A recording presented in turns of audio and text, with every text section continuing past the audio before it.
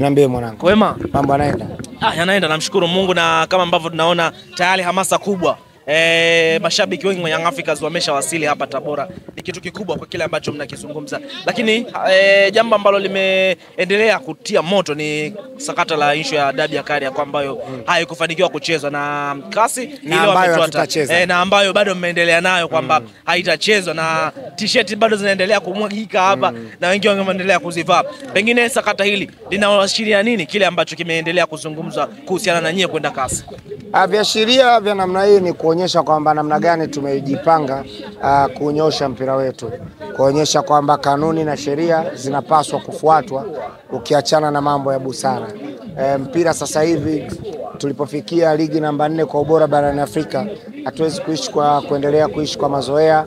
Watu wanajichukulia kwamba TFF pale walipo kwa sababu wana ushabiki na vilabu vyao, wakipigiwa simu na viongozi wa vilabu vyao wanachukua maamuzi tu ya moja kwa moja. Hatuwezi kuendeshwa na mpira wa aina hiyo. Tunataka mpira ambao watu wa mpira wanaotoka kwenye vilabu wakienda TFF wanaenda kusimamia kanuni na sheria za mpira wa miguu, ambazo wakizisimamia vizuri mpira wetu unakuwa ni mpira bora kuliko mpira wowote duniani.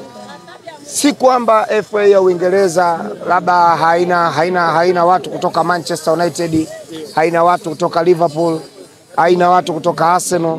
Sio kweli, yani watu wanatoka humo, lakini wakifika kwenye FA ya Uingereza wanasimamia haki na sheria ambazo zinawaongoza kwenye ule mpira. Ndivyo hivyo hata barani Afrika kwenye vilabu vingine, unapoenda Spain, ukienda wapi, ndivyo hivyo kwamba viongozi wanaoongoza shirikisho la mpira wa miguu ndio hao wanaotoka kwenye vilabu, lakini wanapofika kwenye shirikisho wanafuata kanuni na sheria kuongoza ule mpira. Lakini wakitaka kuongoza mpira kwa mahaba, kwa matakwa yao, kwa kusikiliza baadhi ya viongozi wa timu fulani, hapo mpira unaharibika. Mpira unaharibika kabisa, taratibu zote tunazikosa. Mimi nilichokipenda ni kwamba tuna bahati kubwa sana ya kuwa na kiongozi kama Engineer Hersi Ali Said kwenye taifa letu. Kumpata huyu mtu ni kwamba amekuja kunyoosha mpira wa Tanzania, lakini amekuja kunyoosha mpira wa Afrika. Mnaona Afrika imeona jicho lake, na lakini mimi naamini kwa jicho ambalo Engineer analo atapata nafasi pia katika uongozi wa mpira barani, yani duniani, amini FIFA, kwa maana kwamba atauongoza hata mpira wa dunia, kwa sababu jicho la uongozi analo. Anayo nafasi ya kurekebisha mpira wa Tanzania, anayo nafasi, na asisite kufanya hivyo, kwa sababu kama sisi Young Africans tumeona ambapo makosa yamefanyika. Kulikuwa na kila sababu ile mchezo kuchezwa, wakaona labda tunatania kwa namna ambavyo wao wamechukua hatua zao. Na sisi kama wanachama wa klabu ya Young Africans tuliwaambia viongozi wetu, hatuhitaji kuona uhuni ambao unafanyika ukaendelea kufumbiwa macho. Hatuhitaji kuona. Inawezekana mkaona labda kwa nini tumelikomalia, kwa sababu kuna matukio mengi ambayo sisi mashabiki na wanachama wa Yanga hatukupendezwa nayo katika utaratibu wao wanaoongoza mpira wa Tanzania. Tuliweza kufumbia macho la kwanza, la pili, la tatu, lakini hili inawezekana ndio likawa mwanzo mzuri wa kutengeneza mpira wetu. Kwa hiyo kasi wametoa siku 10. Mwanzoni mlikuwa mnaona kama ni story, na ikatokea mpaka wale mimi niseme ni wachambuzi uchwala, si wachambuzi bidampa, ambao walikuwa wanasema Yanga hawezi kwenda kasi kwa tukio kama hili, na kama wakienda kasi Young Africans hawatapata chochote. Mimi niwaambie tu yale mazoea ambayo wanayo, wajue haya sasa hivi hatuishi kwenye mazoea. Shekhe, kama una chuki yako weka chuki pembeni, tuanza tuutengeneze mpira. Na kama wewe kuna klabu inakulipa kwa ajili ya kwenda kuwafichia siri zao, kwenda kubwabwaja, mmemuona ndugu yenu yule CEO wa timu ya ligi kuu ambaye ni mchambuzi kwenye moja kati ya redio, baada ya kulichunguza swala kiundani na kugundua kwamba Yanga kasi wapo na wamefika, mmemuona kafia tamdomo yuko kimya, yani yuko kimya, na anajua kwamba kweli kuna namna ambavyo bodi walikosea, kweli hakukuwa na namna ya kuahirisha ule mchezo. Huyo CEO saizi kaka kimya, kafianta kabisa mdomo, hataki kabisa kuizungumzia dabi. Anajua namna madhara yatakao kuja kuikuta kulingana na kasi kuingilia kati ile swala. Sasa kasi tayari shaingia, tusubiri hizo siku 10 ambazo TFF na bodi ya ligi watakapoyajibu mamlaka makubwa ya mpira duniani, kwa sababu mpira unazungumzwa pale shekhe. Asikwambie mtu waziri atakuja atazungumza lake, lakini maamuzi ya kisoka mahakama yake ni kasi. Kasi itazungumza na itatatua hili tatizo. Baada ya kasi kutatua hili tatizo, sisi tutakuja kutoa kauli yetu. Lakini kwenye hili nadharia ambayo wao walikuwa wanaitaka, shekhe, siwezi kutuona tukapeleka timu pale. Watu pangezi mechi zao zingine tutacheza kama hizi za Tabora nani tutatwanga. Lakini ile si ishaisha ile. Imeisha, na ukitaka kujua imeisha, subiri uone kasi atakachokujibu. Mimi nawaambieni, hakuna duniani mpira wa miguu unaweza ukailishwa kiolela. Hakuna dunia nzima. Sema sio kwamba wajui, wanajua, ila wanafanya makusudi, wanaleta mazoea. Na ndio maana sisi nasema wale hawatoshi kuendelea kuwepo kwenye mpira. Yaani hawatoshi hata robo. Dunia nzima inapiga kelele mpira uchezwe. Godi, wewe ni miongoni mwa watu ambao mlikuwa kifua mbele, na nakumbuka mpaka siku ile ambavyo waziri aliwaita Young Africans, Simba, bodi ya ligi pamoja na TFF katika dimba la Benjamin Mkapa kupitia waziri mkuu, waziri wa michezo, utamaduni, sanaa na michezo, Paramagamba Kabudi. Ni miongoni mwa watu ambao mlikuwepo pale na mkihinikiza, kwa maana mkishinikiza swala hilo la kutokucheza mchezo wa dabi ya Kariakoo, na mpaka ambavyo Engineer Harris alitoka nje, kuna namna ambavyo aliwapa kauli. Pengine majibu ya taarifa hii kuna namna inawaheshimisha kwa kiasi fulani kwa kile ambacho walikuwa kizungumzwa kwamba mnacheza kwa kile ambacho mlikuwa mnakifanya. Kwanza nikwambie, sisi tulikuwepo uwanja wa Benjamin Mkapa nje.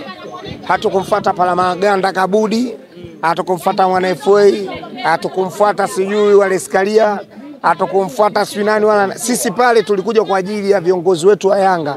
Mmeitwa ndani, tunawakumbusha wenye timu tuko nje. Kauli yetu ni moja tu, hatuchezi mechi. Kwa hiyo mnapoenda ndani mjue kuna watu wako nje hapa wanawaambia kwamba hatuchezi mechi. Ndio kilichotupeleka Benjamin Mkapa.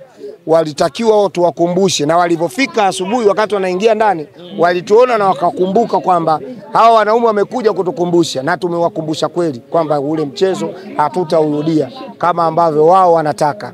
Yaani hatuna imani na ile bodi ambayo iliahirisha mchezo kiolela alafu ije kutupangia sisi tena mchezo kiolela. Kwa hiyo lililotupeleka lilikuwa ni hilo.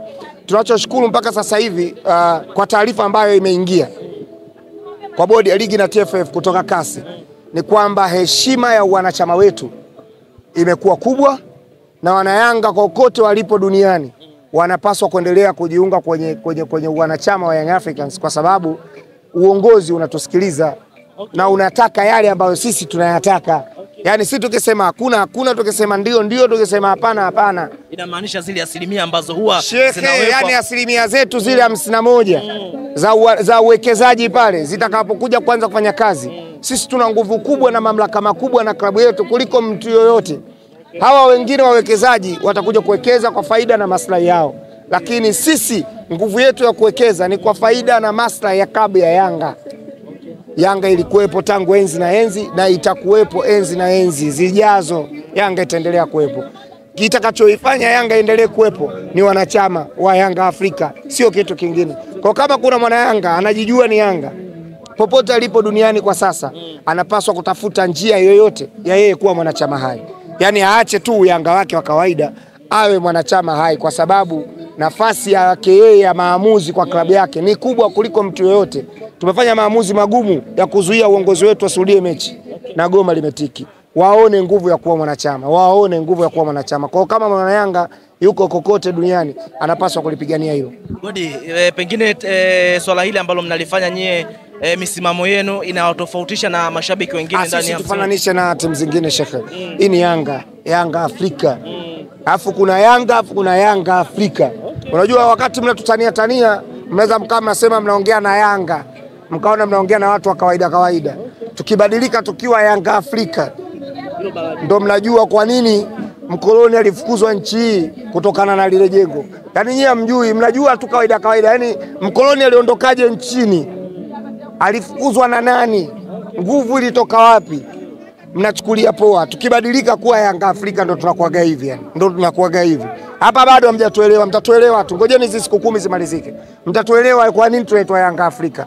Ila wenzenu huko kwenye mataifa ya watu ambao sisi watuchukulia poa, wanajua neno maana ya Yanga Afrika. Ila kwa sababu hapa tunaishi wote Mkipita mnaona Jangwani pale Kariakoo, na nyewe mna kijengo chenu cha Kamkumbe kiko Msimbazi, mnaona kama tunafanana. Sisi hatufanani shekhe. Hatufanani hata robo. Hiyo nakwambia. Hatufanani, yani sisi na wao.